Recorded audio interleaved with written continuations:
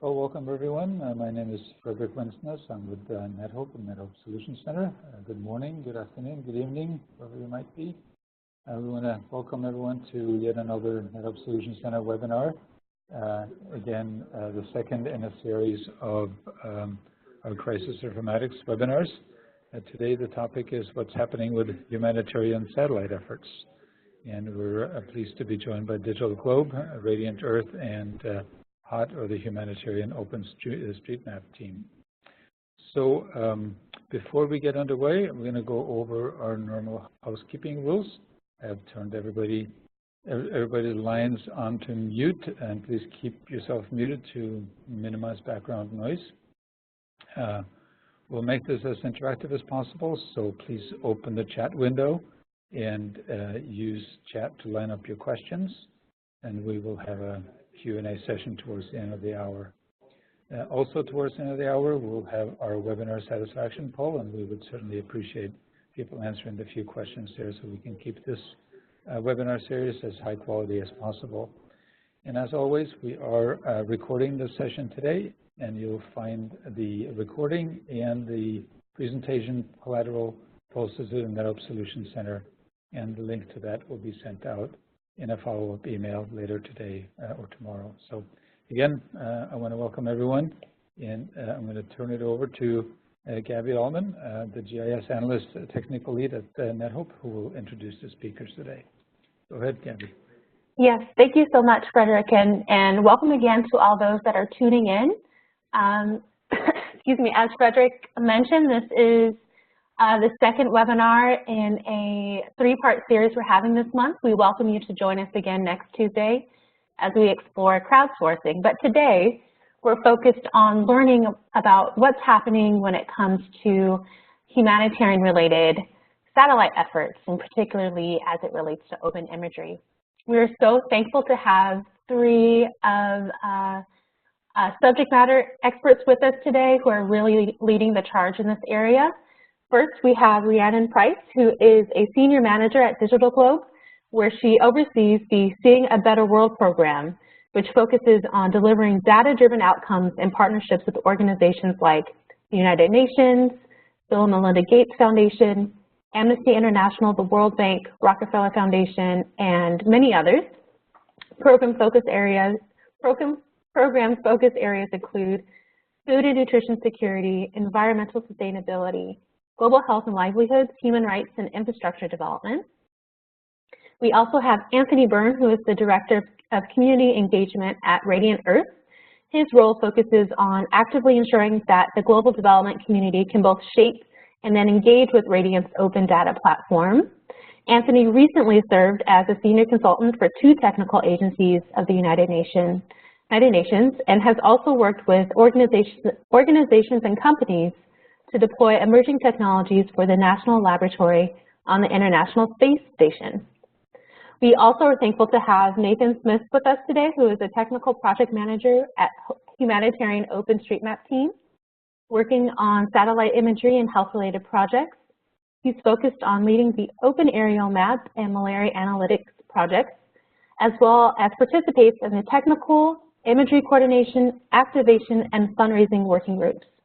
So thank you so much. We'll first begin with DigitalGlobe. So Rhiannon, take it away. Thanks so much, Gabby. Hi, everybody, and thanks for joining us today. As Gabby said, my name is Rhiannon Price, and I'm with DigitalGlobe. I won't focus too much on who we are, but just by way of quick overview, we're one of the leading satellite imagery providers. So we own and operate our own constellation of high-resolution satellites. And so today I'm going to really focus on kind of in terms of DigitalGlobe's status of open imagery and open data, kind of where we are. And it's been a pretty big year for us as a company. We've had a number of kind of open initiatives that we've released. And so with that, I will start. Okay. So I really want to touch on kind of three different initiatives that we've focused on this year. The most recent is our OpenStreetMap Alliance, and so I'm going to talk about how we've been kind of partnering and working with OSM and really pushing our imagery through that community. The second is our recently launched Open Data program with a focus on disaster response. So I'll talk more about that. And then last but not least, focusing on open-derived data. So a lot of the work that we do is actually not so much focused on the imagery itself, but actually extracting information from the imagery. So I'll touch on some of the open derivatives that we've supported.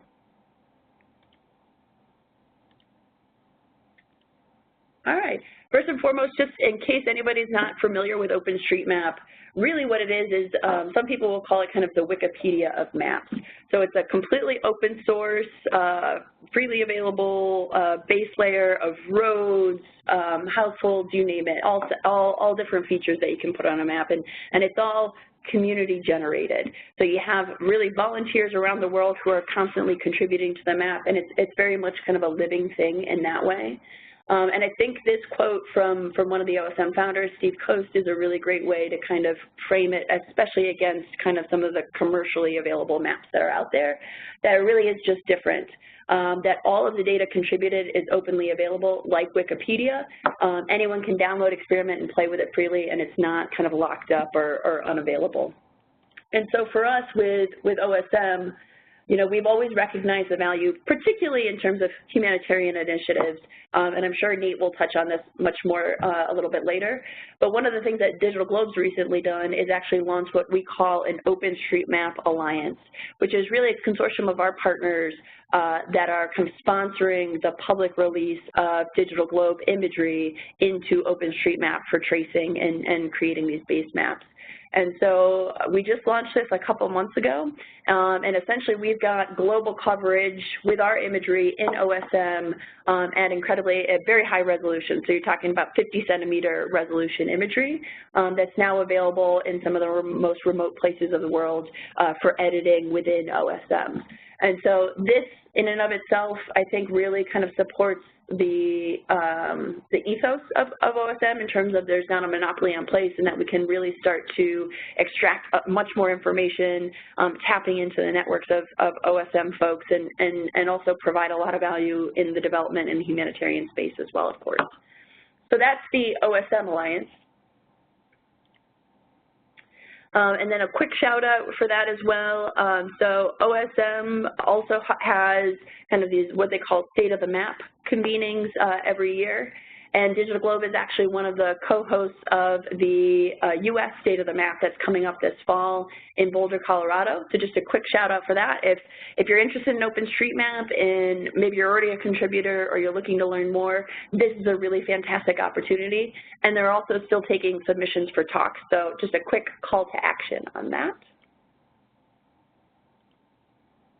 Next, I want to talk a little bit about DigitalGlobe's Open Data program, which we launched earlier this year with a focus on disaster response and enabling improved disaster response through open imagery and open derivatives as well. And so essentially what we've been doing is for select major natural disasters, DigitalGlobe will publicly release our pre- and post-event imagery over the area. And essentially what this is doing is formalizing what we've kind of done in ad hoc nature for a number of years now. So we've publicly released imagery to support the response after the Nepal earthquake, for instance, after the earthquake in Haiti, more recently Hurricane Matthew in Haiti as well. And so we really wanted to formalize what we've been doing, especially so that we could, one, kind of create a community of practice around the open imagery itself, but also get feedback from some of our partners in terms of how can we improve the accessibility, how are the data being used, what could we do better.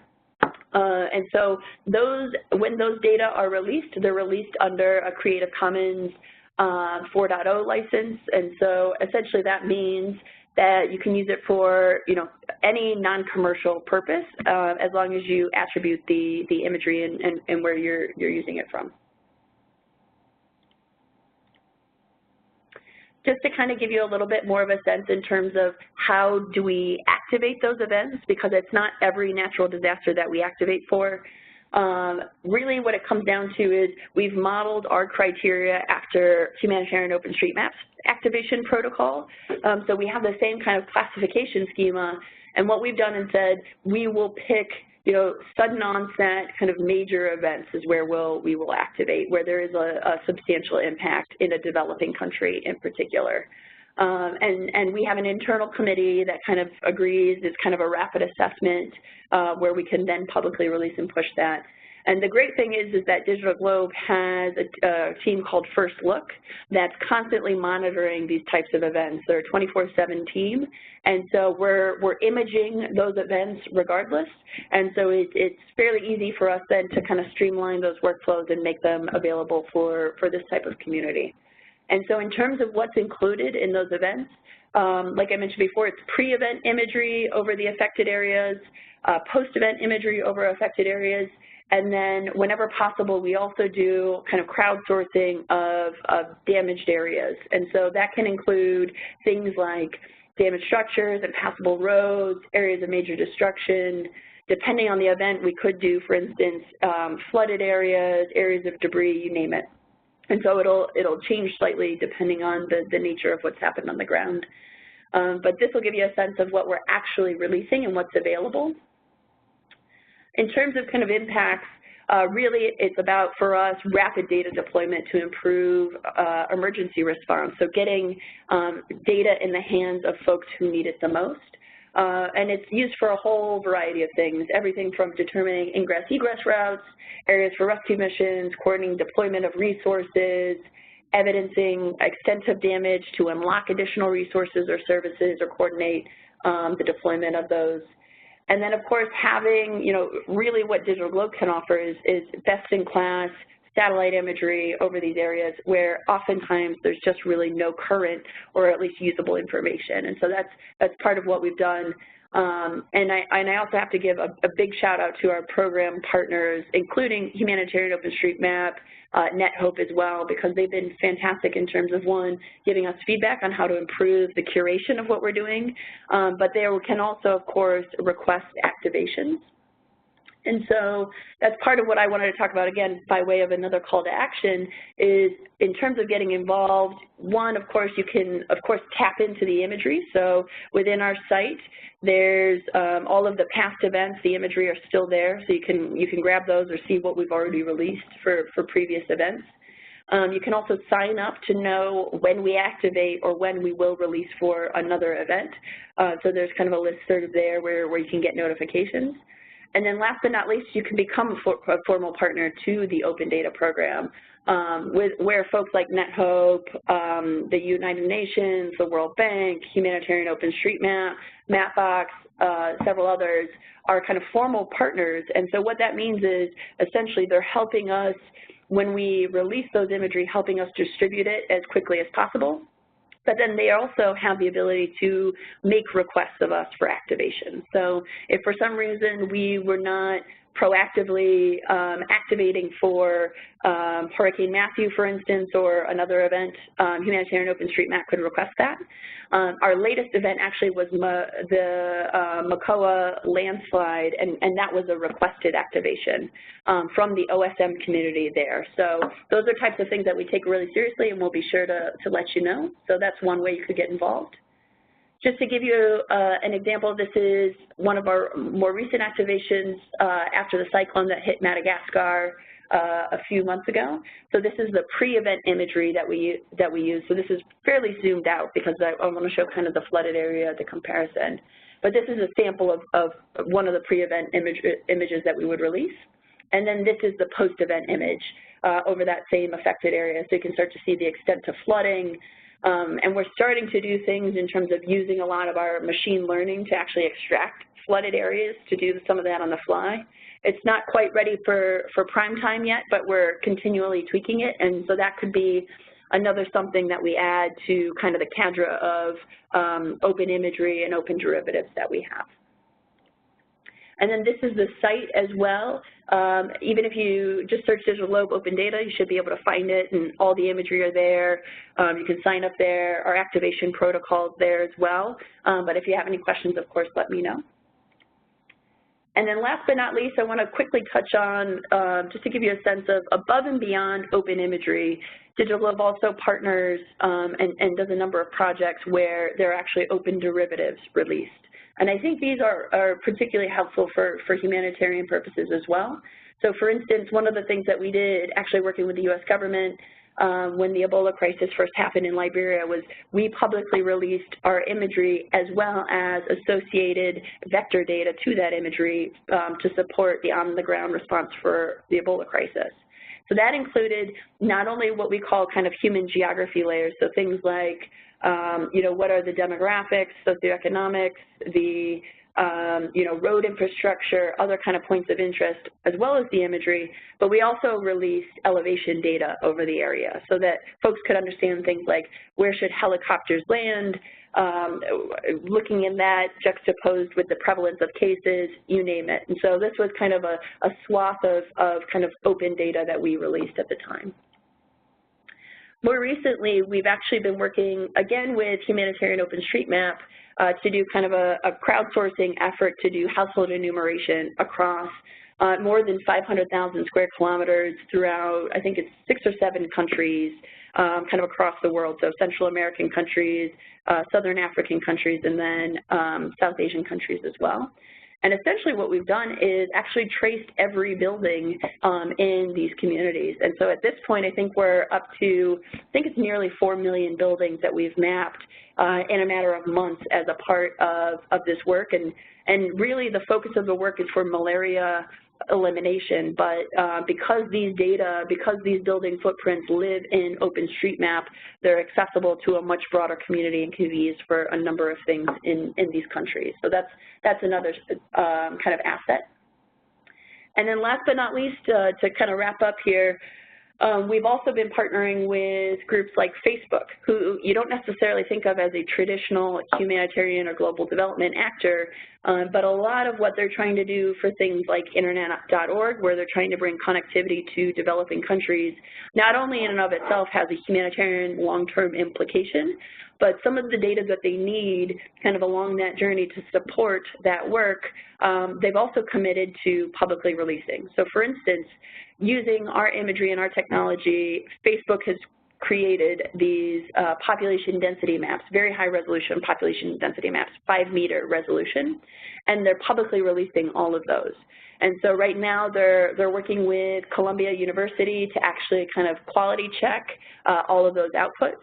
And I think so far they've released 8 countries of population density information, and plan to release at least 12 more kind of over time as those become available. So these are just examples. I think the inlay here is the data they created over Accra, and I believe the data here is from the coast of Kenya around Mombasa. So this is also a really great resource in terms of derivatives from imagery that are now publicly available, and I think also really valuable. And so with that, I'll wrap it up, and I'll pass it back to the next presenter. Thank you. Thanks, Rhiannon. Next, we're going to head to Anthony Byrne, again with Radiant Earth, which is an open geospatial and imagery technology platform. So Anthony, whenever you're ready, take it away.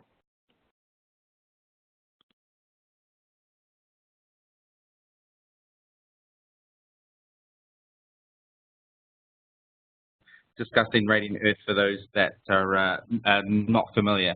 So we launched formally in February this year, and we are a formal nonprofit, and we are sponsored primarily by 2 large funders, both of which should be very familiar to most of you. One is the Bill and Melinda Gates Foundation, and the other is the Omidyar Network, the brainchild of Pierre Omidyar. And so since that time in February, it's interesting listening to Rhiannon's presentation there. It does remind me actually of, we were in Hyderabad recently for the ICT for Agriculture conference, and it was interesting that there's some fantastic technical presentations were given, a lot of the fantastic technology that's out there, from imagery, from satellites to drones to what's coming along in AI and machine learning, platform to platform, all those sort of fantastic things, and of course all the fantastic related mapping tools.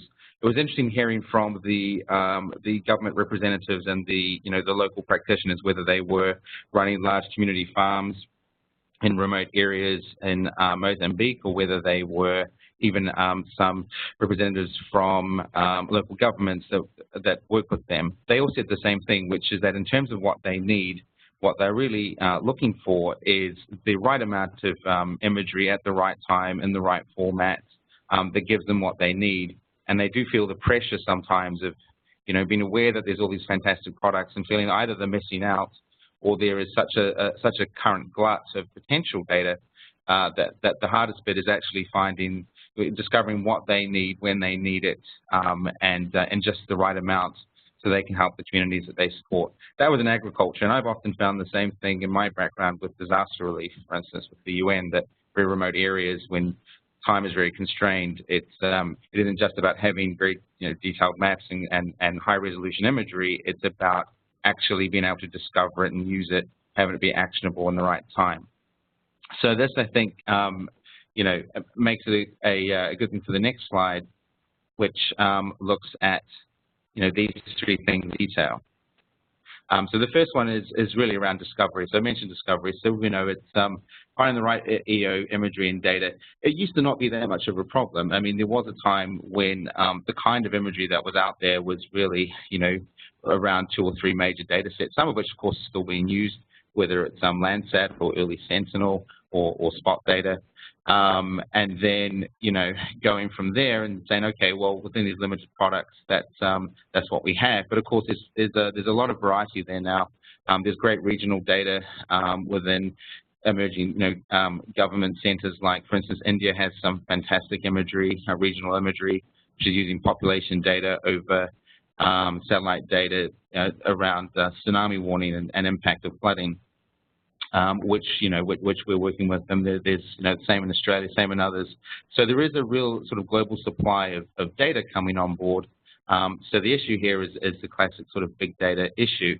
Then the other one, of course, is linked to that is knowing about the ability of it. So on one hand, you've got those that are supplying these fantastic products, and there are those that say, well, okay, I need to have this fast. It needs to be actionable. I need to be able to present it to policymakers in quick time and really, find the key indicators that lead to impact, so that the question becomes, isn't just about data, it's about impact.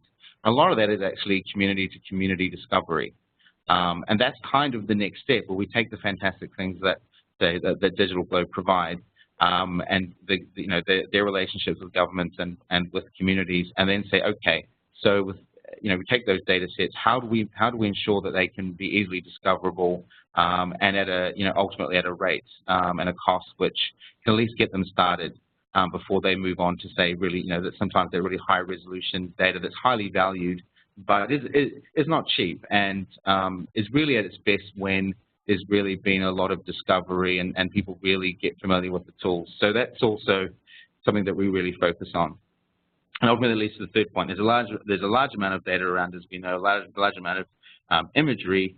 If you're in certain areas as well, it's hard to access. It's also hard to download it, work on it, have it in formats that you need, and as I said, then sort of move it around. So if, for instance, you're in Tanzania, where we have 6 or 7 projects we're currently looking at and use cases we're currently looking at across 5 different sectors, from global health to conservation and environment, there's a lot of applicability across those communities, but they are not necessarily talking to each other or understand how they could commonly use that data to actually create a whole bunch of indicators that overlap with each other.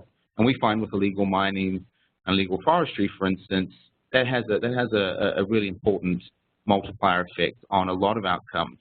But those communities, those global practitioners that we're ultimately focused on, aren't necessarily aware of each other or the common tools that they're using.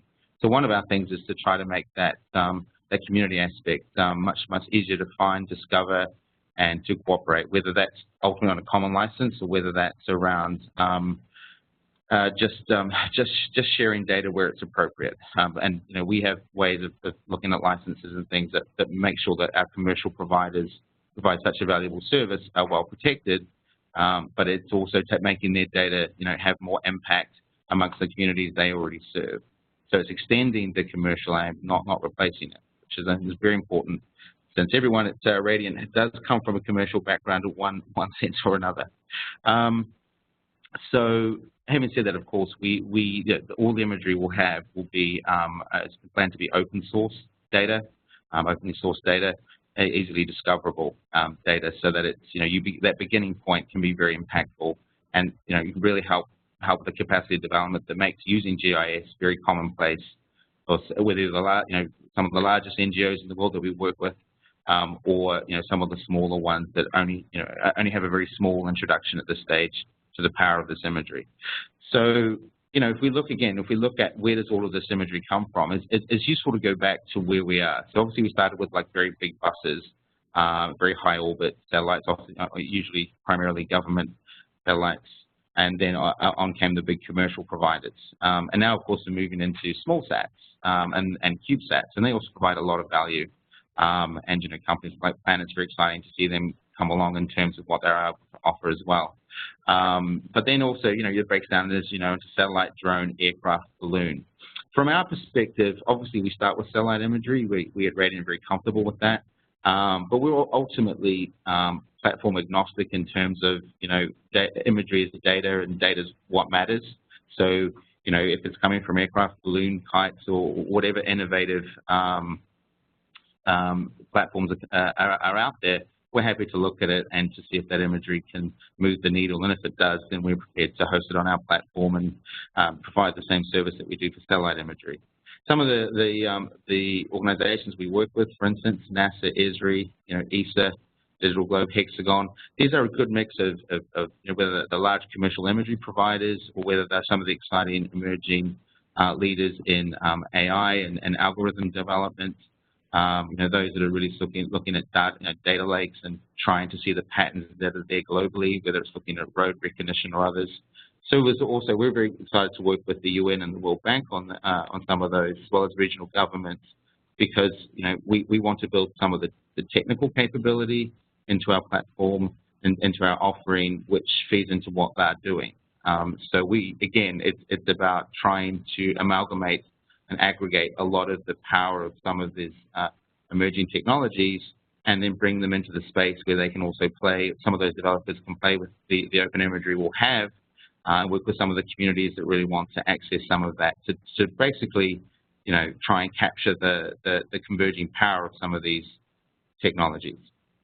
So yes, and that will certainly continue as we go along.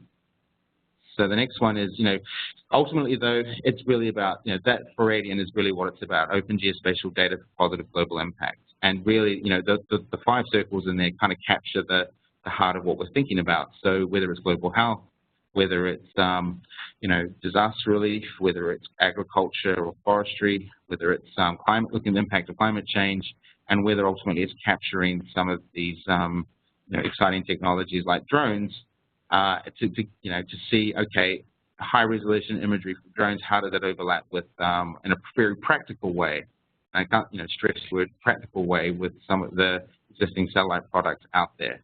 And again, how does it be, how do we do that in a timely, appropriate, properly formatted way that, it's the killer data, it's the killer points that come from that. So again, Radiant's not about technology for technology's sake. There's a lot of fantastic things happening in that space. It's really about trying to bring it down to the level where it can be used.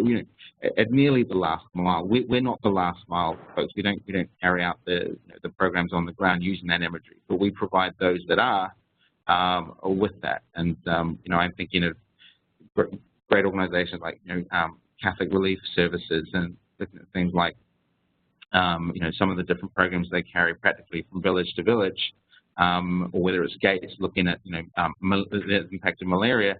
We try to bring all of those things together to assist them, and that's sort of the level we stop, is we help them to have the imagery they need when they need it in a practical way, without ourselves obviously creating the imagery or sending up satellites or anything like that, because that's not really where we see our value in this entire ecosystem. So that's kind of it. It is really tackling those critical challenges, and with the impact just of climate change, those critical challenges are becoming more critical, not less, every year. So that is our vision and our mission. So what does that mean in terms of, really practical? Well, obviously, as mentioned on the left, we're a non-profit organization. So we begin by looking at that in two ways. One is that a sort of open aggregator and provide the access to everyone, globally within these global communities, and also developers and researchers that would like to access this data and use this data and finally produce maps and position papers that really have the most useful data there. The second thing really though is also around the education and informing, because ultimately the imagery market still remains fairly fragmented by itself, and that's the established market, along with all of these, as I said, glut of emerging players and emerging technologies. It's really about trying to help them to do two things. Discover and combine the data that we have on our platform across all the data sets that working with our partners on, and then really going to that next stage around capacity development, community development, to make sure that our front end of what we have really is developed in a way, in a very iterative process that leads that community leads on shaping that development of that platform and those the sort of products that will help them to access. So again, if we sort of look at that again, how does that break down practically? Help if the slides would move. There we go. Sorry, I jumped one. Apologize, I seem to have jumped two. Now, okay, there we go. So in terms of what that then needs, it's quite easy here. So it's supposed to be very evenly balanced around the technical aspect of the platform we create and the technology offering we have, which is search and discover, analyze, customize, scale from local to global, and very important to integrate with other platforms, whether that's geo, whether that's any of the sort of commercial platforms, if there's a way to do that makes sense, whether that's any other kind of existing GDC type platform, or whether it's, again, on the community development side, it's that thought leadership around market information analysis to help that community to really understand where the trends are and where the most important parts of those trends can directly impact what they do. It's providing practical use cases and then the best practice around those use cases in each of the sectors that we're particularly focused on. Capacity building education is absolutely key to what I'm doing and the team we have at Radian is doing. And then really is also around marketplace offerings. And we try to tackle things that are perennial issues for this community, whether it's around standardization, licensing, privacy, scalability. But scalability is probably the biggest issue that I see at the moment, which is the other side of the equation of people who want to donate imagery for their community, say it's grown data around conservation, because they actually want others to be able to access that data and utilize that data in a very practical way, whether it's, again, regionally, nationally, globally, and they feel that the data they have could be even more powerful if it was shared in a convenient way and discovered in ways that even they couldn't imagine at the moment. So in terms of, again, practicalities, what are some of those tools?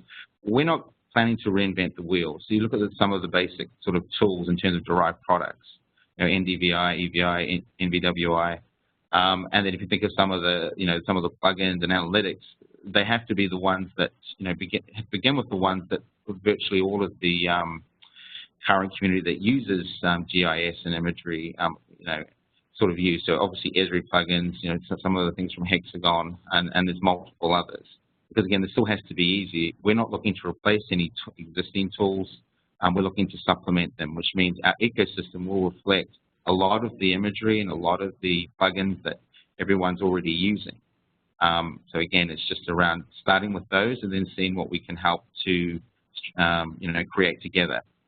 So some of the strengths of this approach, I think, is obviously around focusing on that discovery of public and private imagery, which, it's open for everyone. So we do think the global development community will benefit the most, but I can also think of a lot of research and academic communities that would benefit from such an open platform that's very attuned and user-friendly, that has archival data as well as up-to-the-minute data.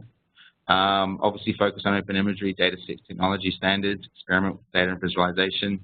Very important to collaborate in cross-domain, multidisciplinary teams, both at the front and the back end. Again, to try to strengthen what we have, and for those with limited resources, either technically or from a financial perspective, they can get much more out of, by pooling some of their resources. We will have membership tiers starting from free. It's all free at the moment. If it's designed for those that want a, much more of a focused approach and much more support from us going forward. And obviously, if you want, or if you want to access sort of some very high resolution data, you might be able to work with some commercial partners, but that obviously would come with a cost. But finally, it is about global accessibility with low barrier to entry. And that's the most important part of all of this in terms of what we've created. And again, it is to tackle not just the fragmentation, but the long-standing barriers to entry in terms of some concerns around cost.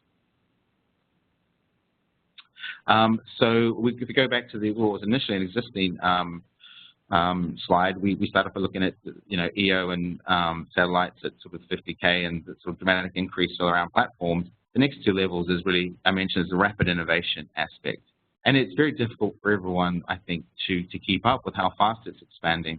I mean, I've sat in on a lot of these sorts of discussions, whether because I'm based in Washington D.C., our technical team is based in San Francisco. They obviously track very carefully the emerging trends out there in machine learning and AI, and we do the same around some of trying to see how that fits from a community perspective.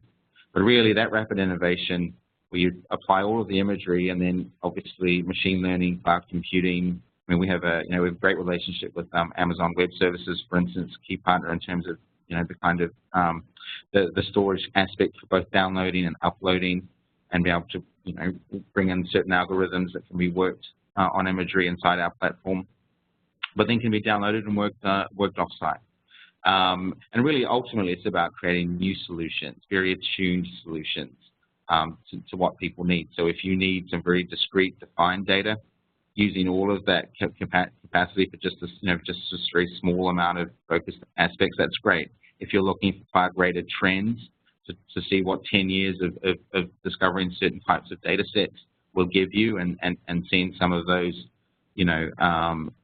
vital change over time detection, that's a large part of what GDC cares about, then we can do that. What that ultimately looks like, going from left to right, is what I find interesting, is almost any application of any of those platforms can produce those new solutions.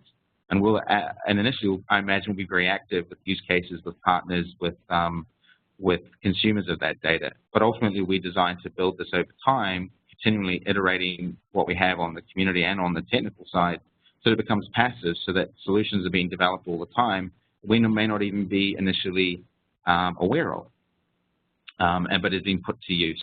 And and that's why, again, tackling some of those larger questions around privacy and use is something that we're very consciously working on, to make sure that while everyone is protected, we are not going to be the gatekeeper ultimately to the solutions that can be developed on our platform and with our engagement. That's really up to the great work being done by the entire community. And if we see that happening, then that for us will count as a huge mission success. So then ultimately, apologies, it's still. This is our final slide. So this, again, just captures it. I mean, for me, this is, if you look at the, in the text box in terms of, how all of that together can produce outcomes for all of those areas, a lot of them obviously cross with each other. A win for conservation, forestry, and environment in terms of developing a product or an application that can help tackle illegal forestry, could have a really important impact on global health and tracking, surprising outbreaks of malaria, or could be linked to food security and agriculture. And then if you find the right balance between using this to help with in development and conservation needs, then you're helping with poverty reduction. Things that then bleeds into property rights and onto water, and ultimately all of that can have an impact on climate change. So that to us is the virtuous circle, and that's why, again, we are practitioners of an open, accessible global platform for those tackling these key issues, because we ultimately believe that they have in their hands far greater ability to produce the right types of outcomes from using the right combination of imagery and technology than we ever will. So ultimately, we're there to support and to guide and to make the most of the fantastic products that DigitalGlobe and some of the fantastic applications that that Hock and others have developed. But that ultimately is from us, and I'm very excited to be working in this space. And thank you for your time. Thank you so much, Anthony. Next, we'll go to Nate Smith with Humanitarian Open StreetMap. Excellent, awesome. And I'll try and go fast as quickly as I can, so we have a little bit of time for some Q&A at the end. All right. So my name is Nate. I'm a technical project manager at the Humanitarian Open StreetMap team, and let me get these. Can I get control of this? Thank you. So, and if you're not familiar with the Humanitarian Open StreetMap team, we made maps for humanitarian relief, public health, global development organizations with through a number of ways. One is leveraging some crowdsourcing to do remote mapping. So we take aerial imagery and we digitize it, and so what that looks like in a tangible sense is that we literally put communities on the map. And so in like 5 days, 244 volunteers, 90,000 buildings were mapped in West Africa at the height of the Ebola outbreak. And so our community is SOHA is not only an organization, but it's a community of volunteers, and they've had over 30,000 volunteers map and contribute to remote mapping projects. And one of the big ones, which I'll show a slide here in a second, is one that Rhiannon mentioned.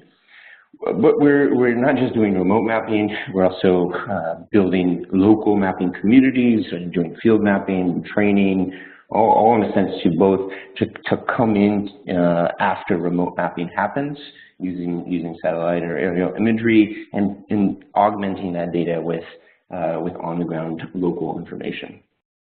And all of this is done through OpenStreetMap, as we're generating OpenStreetMap-based OpenGeo data. And this is the core of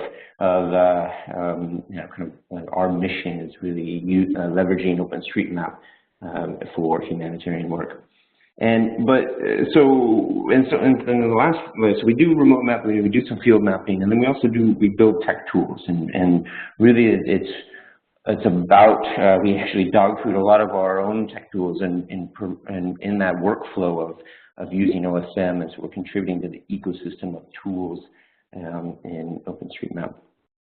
And one of our kind of flagship tools that we use internally and our entire community uses is the tasking manager, which distributes an area for volunteers to come and take and select an area and map it and digitize that data.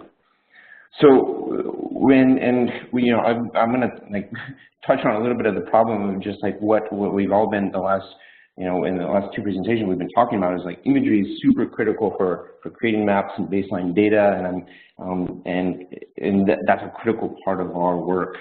And so our work we did a lot with low resolution data, cloudy data, out-of-date data, and then incompatible license data. So it's we can't see it, we can't use it, and be able to leverage it. So this is why the work DigitalGlobe is doing in terms of partnering with OpenStreetMap, the work that Mapbox does, and offering a global layer for digitizing, and essentially they're offering these products, these satellite imagery for creating data and being able to use that data. So this is an example, and I saw a question in there, just where are the countries that this massive malaria mapping project is happening. And so to date, or actually not to date, at the end of June, there was over 4 million buildings that were mapped as a part of this work. And so what I want to also just touch on is that we a number of sources. Anthony brought up a number of just all the different providers and the people that are in the field, and a big thing here is that it's hard to store, it's hard to publish, it's hard to find, and then it's hard to use. And so what we've been focused on is building a platform called OpenAerialMap, which is really a tool that we use to distribute imagery for humanitarian mapping. And so we launched it 2 years ago to really solve some of those problems and distribute with good licensing, good metadata, with a primary focus on a mapping workflow for humanitarians. And so this launched, where we had a browser and you can be able to look at what imagery is available around the world, and I can zoom into a place like the Philippines and see what imagery is available. And I'm looking at here some locally collected drone imagery. I can take that imagery and start using it immediately without even downloading it, without even processing it, and be able to pull that directly into OpenStreetMap, which is a primary use case for us. Being able to digitize and extract data from that satellite imagery. In the same case, Rihanna and I talked about Hurricane Matthew, some DigitalGlobe data made available through here, through OpenStreetMap, and we went up so in a place where previously there were clouds, there's now clear imagery, and we can take that, digitize it, and put communities, not just building footprints, but health facilities, roads, infrastructure that's needed. And then beyond satellite, we've been working a lot with UAV pilots to be publishing, and so in a recent in the spring in Lima, outside of Lima, there's some massive flooding, and some local UAV providers flew some of the major affected areas, uploaded that data to OAM and got that into a mapping workflow to local community, which is incredibly helpful.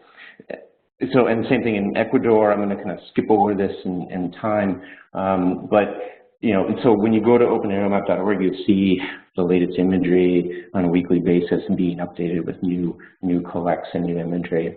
But what I want to touch on is not just about buildings and tracing buildings.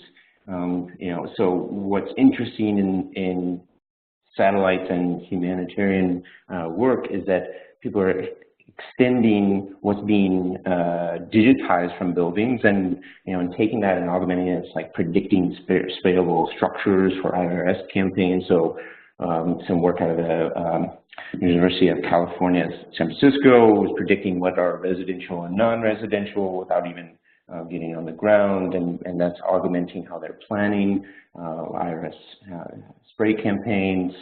There's a lot of crowdsourcing damage assessment work. So one project that's happening through Stanford is looking at rating levels of damage through satellite imagery.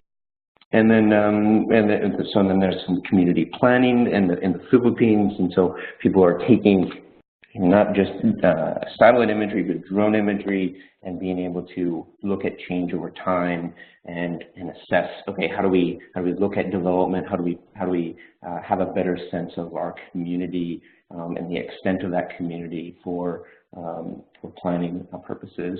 And then in like Dar es Salaam, a major project that we work on is looking at flood mapping, and so mapping drainage areas, and so it's not just looking at tracing buildings, but we're using that building data for other types of purposes.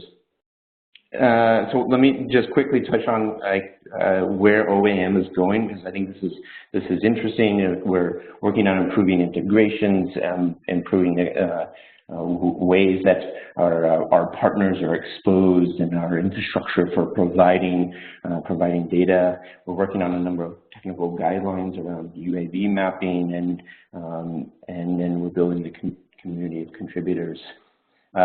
So you're going to see in the next few months, what's interesting is will be user accounts or provider pages, and some be able to quickly filter and get access to the data. And then on top of that, we're looking at improving data quality around aerial imagery, and so mapping what are the technical guidelines for using UAVs and collecting accurate data, and doing it in a responsible way, and not just getting out there and contributing just data without thinking.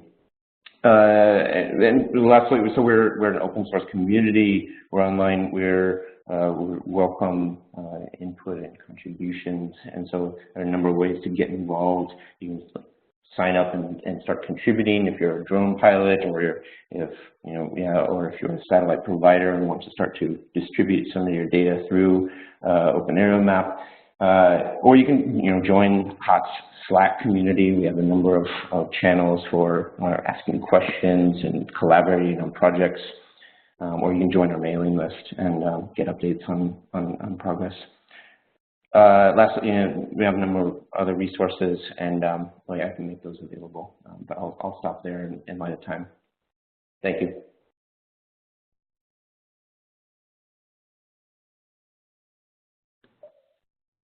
Thank you so much.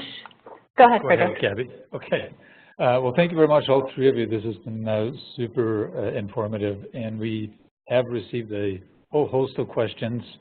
We're running probably potentially a little short on time, so I'm going to start from the top and ask the questions.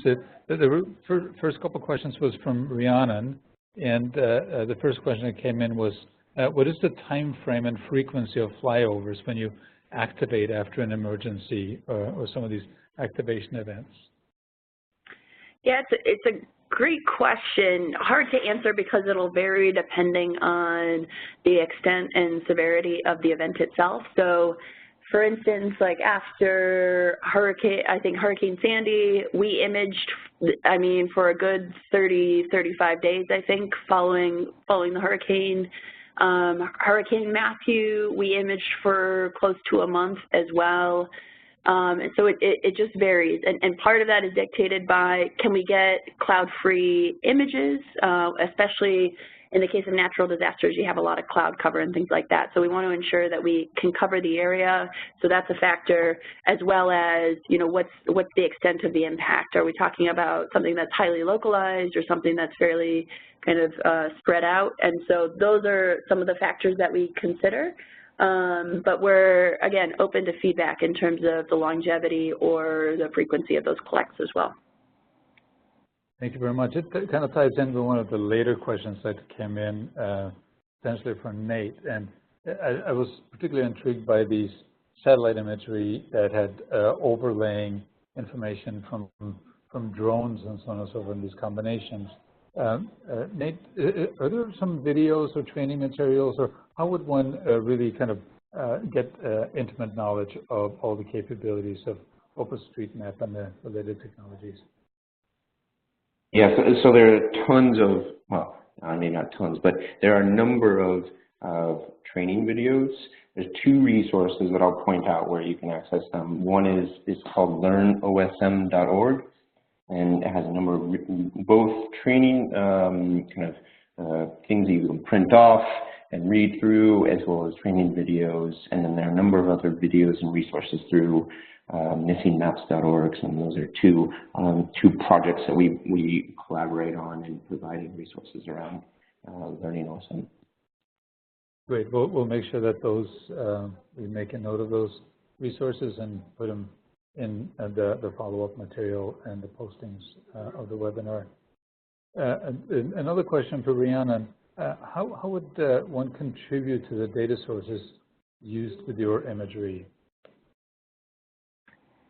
I'm not sure that I fully appreciate that question, but I think I would say, in terms of kind of ancillary data sets, it really comes down to what's the use case and also what's available. So if it's a matter of actually kind of extracting information from imagery, that's one thing, and there are a number of different ways, that you've heard about today, whether it's crowdsourcing, machine learning, having imagery analysts actually, help to start to kind of extract that information is one thing.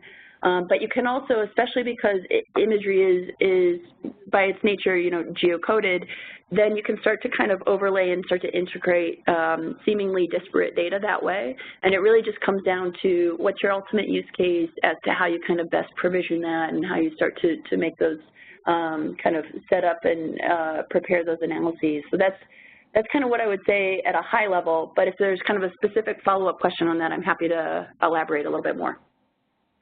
Okay, let's see if somebody will, person that asked the question have a follow-up. We also learned about a lot of combining the various data sources, and that obviously is one way of adding value to everything that's happening here.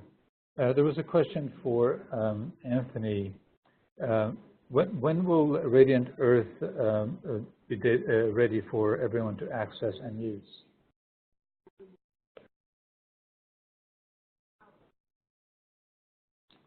See if Anthony is on mute. There you go. Yeah, no, I'm off mute. I'm having some technical issues, unfortunately. So the answer is August and September is when our first public launch is likely to be available. Currently we have a sort of a private platform ready that will be launched at the end of this month, which we have some expert users, some great representatives from across the spectrum, as outlined in my presentation, will all be using it, and really that feedback will be very, very invaluable, and will therefore feed into the August, September. And then that itself will be a very basic platform, and it'll do the basic things: search, discover, analyze, scale, integrate. But really, after that, every 3 months, it should get more sophisticated, much more user-driven, and much more attuned to needs. But certainly, yes, it should be available in August, September. There was a little bit of a follow-up question to that, and that was, what services beyond the imagery will you provide?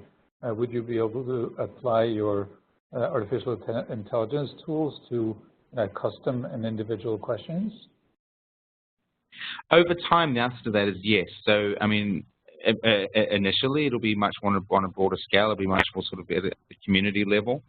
So it won't be, necessarily individually attuned in that way. But we will have all those. We'll try and wrap as many of those tools in there.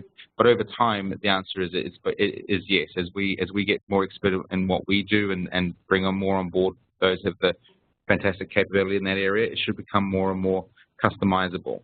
So, if you look at it like an OS, the basic is the basic, and then it just hopefully gets better and better over time. Fantastic. We're running a little short on time. I think we have time for a question or two more. While we're addressing the last questions, I'm going to put up the webinar satisfaction poll that I promised earlier on. So please jump in there and provide some answers to our questions. But there was one question that just came in. Has anyone collaborated with OSGeo Live? I found out about OpenStreetMaps through that.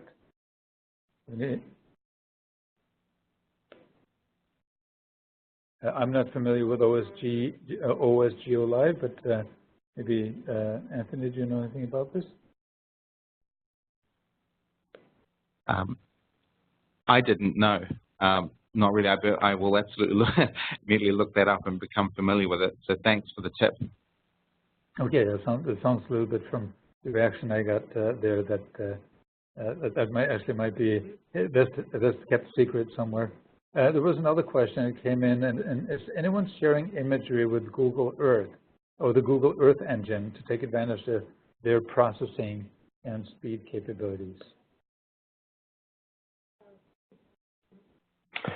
I mean, I can mention a couple projects that I do know of that are using Google Earth Engine, but they're leaning on they're more deriving products from imagery that's already available through Google Earth Engine. So using Landsat imagery to combine with demographic data and do some flood modeling and flood risk modeling. There's a couple of small groups that are doing that. I'm not sure if there's imagery going in and being shared through Google Earth Engine. I just more know of people leveraging to derive data. Yeah. Well, thank you very much. We are unfortunately out of time, so we're going to close out here. I want to thank Rhiannon and Anthony and Nate for fantastic presentations and excellent information. I also want to thank Gabby for organizing all of these speakers and organizing this webinar series. And to all of you who asked questions throughout the session today, hopefully you'll find this as useful as I have. And we will be getting back in touch next week when we have our third and last webinar in this series. So thanks, everyone, and have a great afternoon, evening, wherever you might be. Take care. Bye-bye.